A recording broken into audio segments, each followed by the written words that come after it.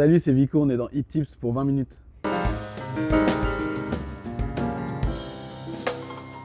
Alors moi, ma rencontre avec la batterie, c'est mon plus jeune coup de foudre, quoi. J'avais 5 ans et on s'est rencontrés dans un camping et c'était un batteur de camping qui m'a installé derrière la batterie. Et à la rentrée, mes parents m'ont inscrit direct en cours de musique, quoi. Et depuis, on s'est jamais lâché. Mes parents n'étaient pas du tout dans la musique et j'avais un papa qui adorait la musique, enfin qui adore toujours la musique, hein.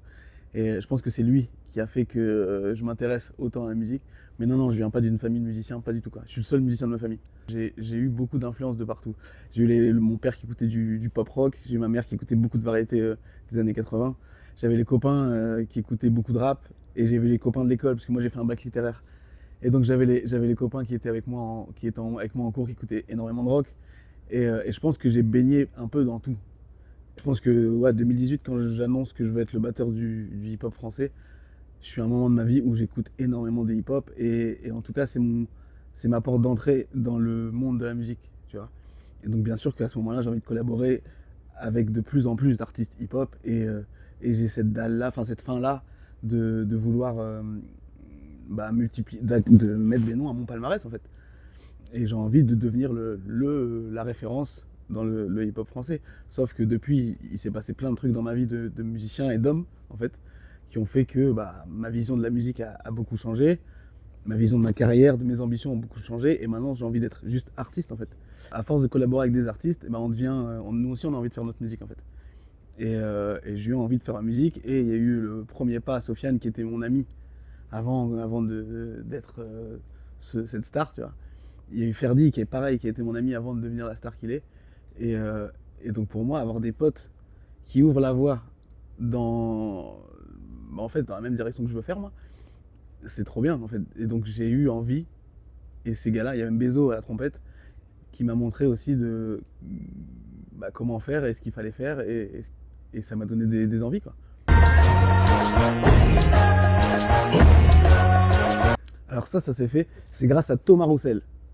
Et ouais, ça c'était fou. Parce que ce qui était fou, c'est que la première, je savais même pas pourquoi j'étais appelé.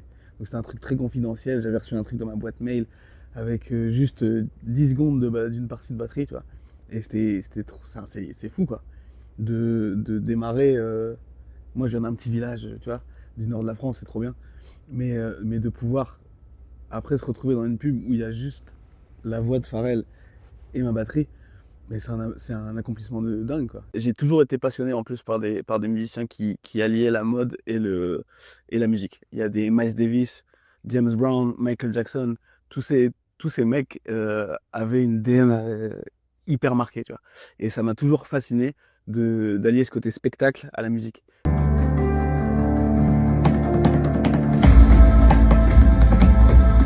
Je sais pas, des fois, en fait, il y a même pas de recette. Des fois, je vais démarrer soit d'une batterie, soit la batterie, je vais l'enregistrer en dernier, je vais partir d'un clavier. Alors, faut savoir que j'ai réalisé l'album avec quelqu'un qui s'appelle Thomas Sega, donc Prince Lao, très grand réal album.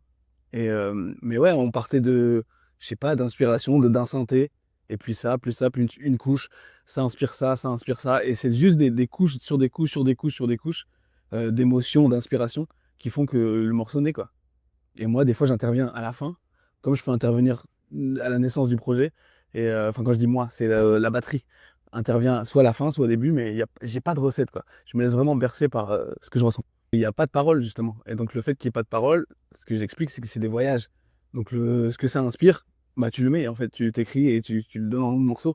Et moi, le titre de mon album qui est House of Birds, tu vois, ça m'a donné vraiment la DA de ce que je voulais mettre aussi en nom de morceau. Et donc il y a plein de morceaux, vous verrez sur l'album, qui évoquent les oiseaux, quoi.